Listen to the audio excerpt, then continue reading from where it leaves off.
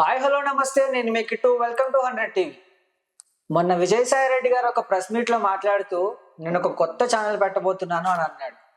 మరి ఏంటి, ఆయన కొత్త ఛానల్ నిజంగానే పెడుతున్నారా, లేకపోతే పార్టీనే కొత్తది పెడుతున్నారా అనే విషయాల గురించి మనతో ఈరోజు చర్చించేందుకు ప్రముఖ సినీ క్రిటిక్ దాసరి విజ్ఞాన్ గారు మనతో ఉన్నారు. ఆయన అడిగి మరిన్ని విషయాలు తెలుసుకుందాం. నమస్తే విజ్ఞాన్ గారు. నమస్తే. ఏంటి, విజయసాయి రెడ్డి గారు నిజంగానే కొత్త ఛానల్ పెడుతున్నారా? విజయసాయి రెడ్డి గారు కొత్త ఛానల్ పెడుతున్నారా అంటే ఆయనంతట ఆయనే చెప్పాడు, నేనే ఓ ఛానల్ పెట్టుకుంటా అని.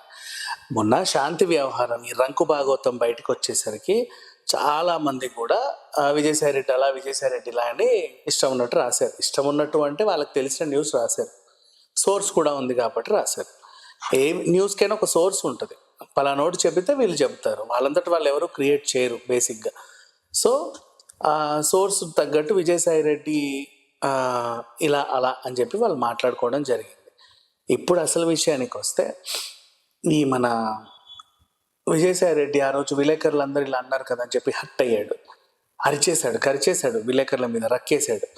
సో ఈయన స్ట్రాటజీ ఏంటి చెప్పిన, నేనే త్వరలో కొత్త ఛానల్ పెట్టబోతున్నాను అని చెప్పాడు.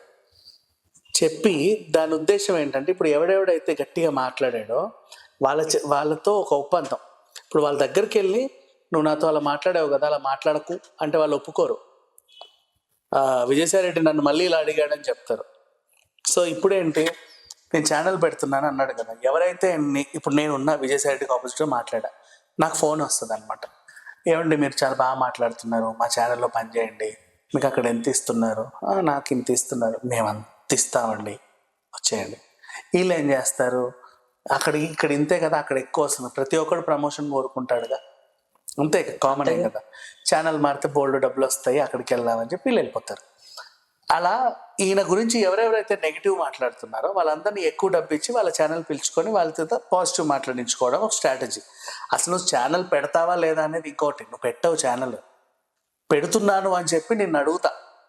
ఇప్పుడు నువ్వు నా గురించి నెగిటివ్ మాట్లాడుతున్నావు పలానా టీవీలో, నిన్న ఒకడు వచ్చేసి నీకు ఎంత ఇస్తున్నారు అక్కడ అని అడుగుతావు. 50,000 ఇస్తున్నారండి అంటావు. మేము 70-75 అనుకున్నాం, మీరు వచ్చేయండి అంటే ఓకే ఓకే ఓకే ఇక్కడ చెప్పేస్తాను, నేను ఫస్ట్కి మానేస్తున్నానండి, నాకు వేరే ఆఫర్ వచ్చిందని చెప్పేస్తావు. లేదా ఇక్కడే అడుగుతావు, నాకు 75 ఇస్తావా, నాకు వేరే ఆఫర్ వచ్చింది, ఇస్తా అంటే చెప్పి ఇక్కడ కొనసాగుతా, లేదంటే చెప్పి అక్కడికి వెళ్ళిపోతా. లేదు బాబు, నేను 50 తన్నాను కదా, పెంచంటే మహా అయితే 55-60 చేయగలను, కానీ 75 అయితే ఇచ్చుకోలేను, మీరు దయచేయవచ్చు అని చెప్తాడు. నువ్వు పోతావు, అక్కడ ఛానల్ ఉండదు, మళ్ళీ ఇక్కడికి రాలేవు, అటు పోలేవు, ఎటు కాకుండా రోడ్డు మీద ఉంటావు. మళ్ళీ నీ కొత్త ఇన్నింగ్ స్టార్ట్ అయ్యేలోపు నువ్వు సైలెంట్గానే ఉంటావు. నువ్వు ప్రజెంట్ అయితే టీవీలో యాక్టివ్గా ఉండవుగా, నిన్ను డల్ చేయడం. అట్లా వీళ్ళందరినీ డల్ చేసేస్తే, ఇప్పుడు శాంతి వ్యవహారం ఉంది కదా, అది ఇక్కడితో ఆగే వ్యవహారం కాదు. నెక్స్ట్ దేవాదాయ శాఖ వాళ్ళు రంగంలోకి దిగి ఈడీకి అటాచ్ చేస్తాడు. ఈడీ అందులోకి వచ్చి దీన్ని మనీ ట్రయల్ నిర్వహిస్తుంది.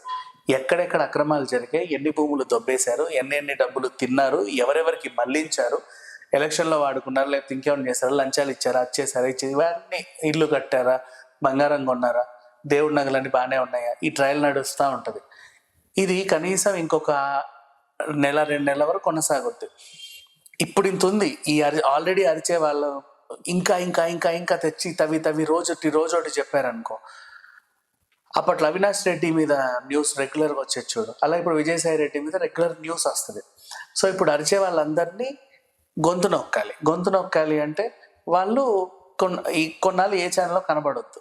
ఏ ఛానల్లో కనబడొద్దు అంటే వాళ్ళకి ఎక్కువ ఆఫర్లు రావాలంటే మనం ఓ ఛానల్ పెట్టాలి. అలా ఏదో ఒకటి విజయసాయి రెడ్డి కదా, VS టీవీ అని ఒకటి పెడతారు, లేదా సాక్షి టీవీ లాగా మనస్సాక్షి టీవీ అని ఒకటి పెట్టుకుంటాడు.